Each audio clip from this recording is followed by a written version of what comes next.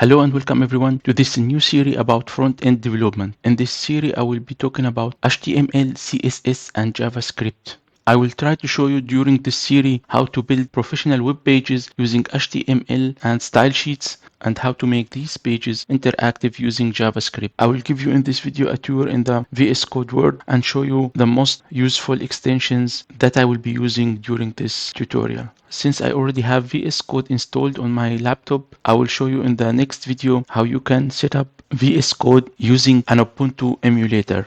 For that, I will be using the quick emulator QEMU. Then I will install an operating system on that. That will be Linux Ubuntu. And on this operating system, I will show you how to install VS Code and the other tools I'm going to use in this tutorial. In the first few videos, I will be talking about HTML mainly and try not to mix it with the style sheets and the JavaScript. After that, I will start introducing style sheet and show you how to make the HTML web page more beautiful, and then we will be mixing HTML, CSS and JavaScript to show you also how to make the HTML page interactive.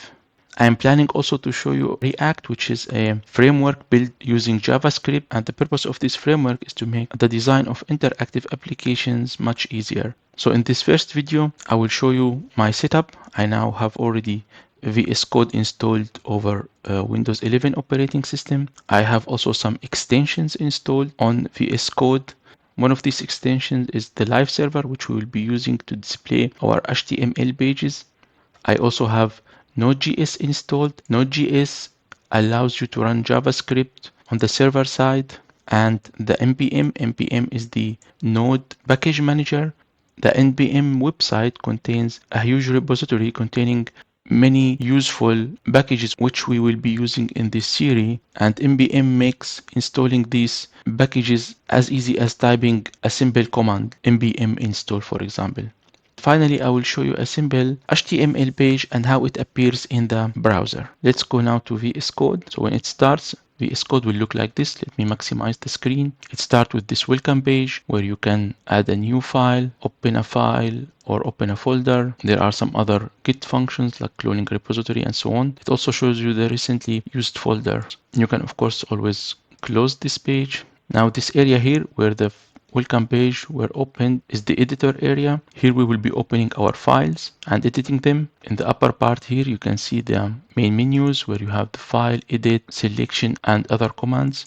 On the left side here on the top you have the explorer icon, the search icon, the git debug and extension icons. Visual Studio comes with these 4 icons or buttons here when you install it, and whenever you install a new extension, if it has some interactive GUI, then it may display other buttons here. So as you can see here, I already have other extensions installed such as the Remote Explorer. This you will use if you want to connect Visual Studio to other machine. So if you want to edit your files on other machines, don't worry about that now. And the Docker, also don't worry about it if you don't know Docker. And one, for example, useful extension which I like is the project manager. The project manager, this can be used to save multiple projects and to access them quickly. And in the lower side here you have the accounts and the settings icons. On the bottom here you have the status bar, and there's also here in the top of VS this text box where you can, as you can see here now, do a search. I mean, this text box will have multiple usages. For example, if you want to show all the commands, as you can see here, it says Ctrl-Shift-P. So I will press the Ctrl-Shift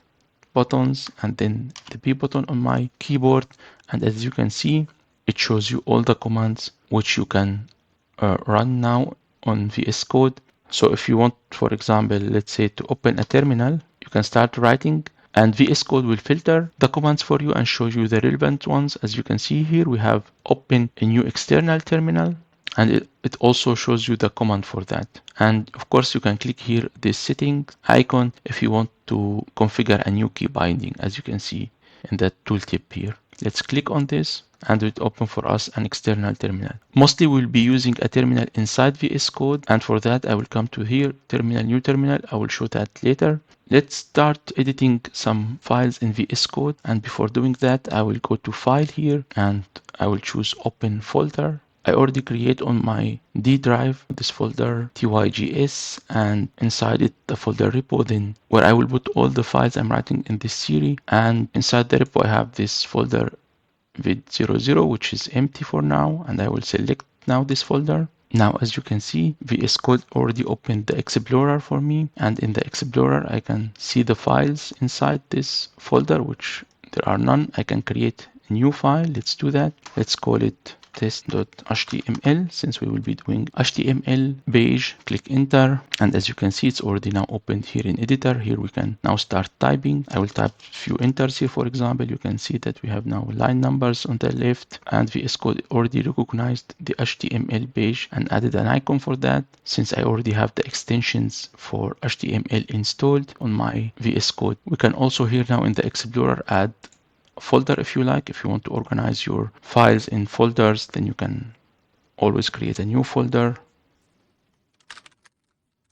and inside that you can also create other folders or files as you wish. Let us now go to the extensions, and let me show you how you can see which extensions already installed on VS Code and how you can install new extensions if needed. So we click here on extensions. As you can see, let me make also this area here wider, and you can see that it displays here for us the installed extensions. I already have Docker, as you can see, this one here. I also have some Python extensions since I also work with Python, and I already installed also the JavaScript extensions, and I also installed the live server, which we will be using to run our HTML pages, as you will see later.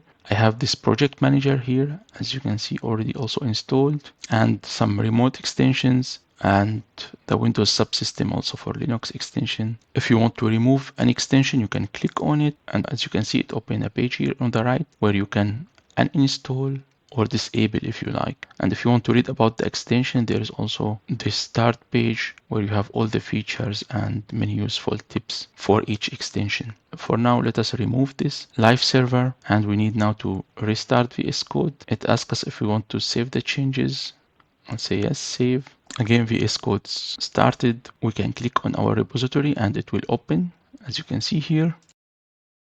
So here's the folder and the file which we have already created. And now if we went to the extensions, as you can see here, we don't have live server anymore in the installed extensions. To install the new extension, we can simply start typing here the name of the extension.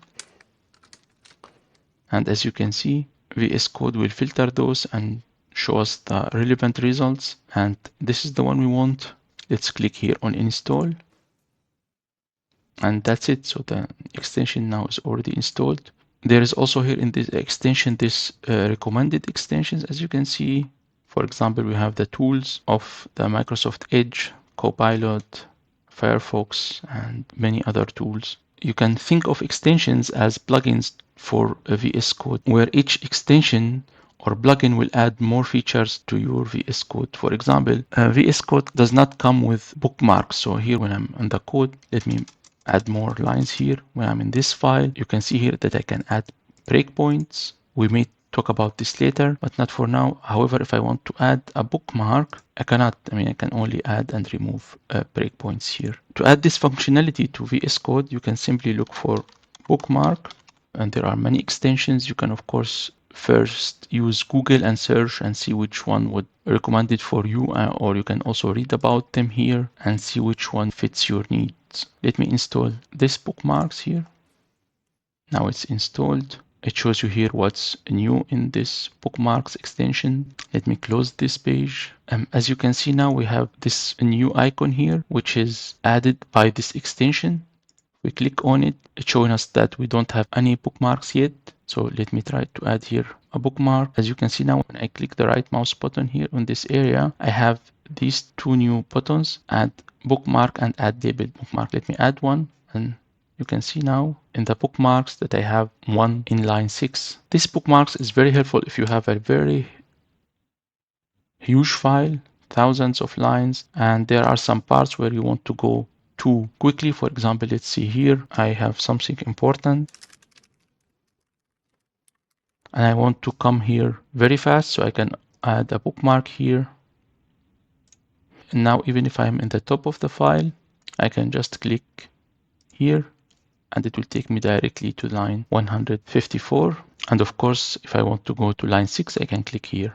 I think, yeah, that's enough now about extensions. Let me delete these two bookmarks. And let's go back to the Explorer, and also let me delete these lines here.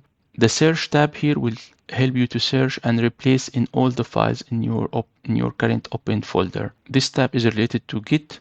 Here you can initialize a repository and do commits and push your code to GitHub or to any other places if you like. I will not be talking about Git in this course now. However, I will be using Git to upload whatever we have here to a repository where you can access it from GitHub. There's also this debug button here. This helps us to put the breakpoints and go through the commands which we write one by one. So these are the 4 buttons which comes with VS Code when you install it. And as I told you before, these icons here coming from extensions which I already installed. And this project manager is a useful extension which I use to quickly access previous projects. So here it lists the previous projects which I have, and I can save the current one. So if I click save here, as you can see now, this text area is asking me here to put the name of my project. Let me call it HTML video 0, and it will be added here so you can switch to it quickly later. Okay, now it's enough about extensions. Let me now open a new terminal by going here to this menu terminal, then new terminal. As you can see here, it opens a terminal for us. It's a PowerShell terminal. Here on the right in this area, you can see the already open terminals. So you can close them if you like. And you can also open new terminal from here. It shows you the available terminals. So I already have the git bash terminal and the command prompt, the Ubuntu WSL. For now, let us use the PowerShell terminal. As you can see, we are already inside our folder. So we can now, for example, list the files in this folder using the command ls. So we have one file, test.html, and one folder, this folder 01. We can switch to the new folder using the command change directory cd and giving the folder name, which is folder 01, and then pressing enter. And there is also this autocomplete. So let's say we only now wrote fold, and then I press the tab and the name will automatically be completed for me. Now I can press enter. And you can see we are now inside this folder. So if we listed the files inside this folder, we don't have any. If we want to go back to the parent folder, which is our video 00, we can do change directory and adding 2 dots and then enter. So we went up 1 level. We can repeat that if you like. So we go now to the repo folder. Let me now go back to the video 00 and let us check our installation of Node.js. So I already have Node.js installed. We can check that simply by using node version. So this is the command we want to run, node, and this is an argument for this command, telling it to show us the version. And you can see that we have the version 20. We can do the same for npm, the node package manager.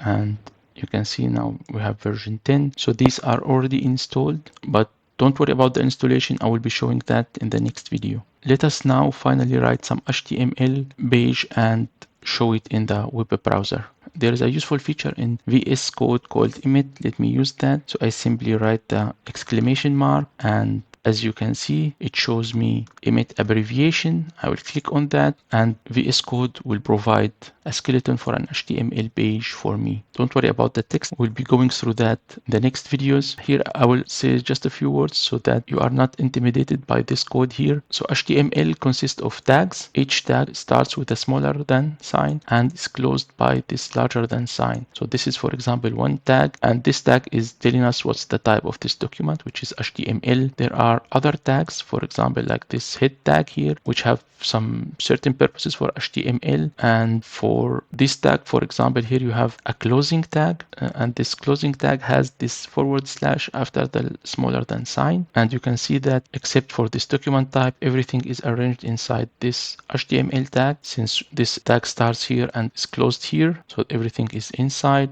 And what we are interested now is this body tag, and between the start and the end tag, we can write our HTML page. So anything which we will write here will appear on our web page. So let me write small text, only hello HTML. And now let's view this web page in a browser. I will go to the Explorer and right click on the test.html. And as you can see here, we have the first option here to run it in the live server. click on that, it will open the page in the live server. Let me put this web page to the right of VS Code. So now I can change the text here in this body. And whenever I click save, so I will be clicking Control S for save, and you can see that the web page is updated. So that's it for this video. See you in the next one. Bye.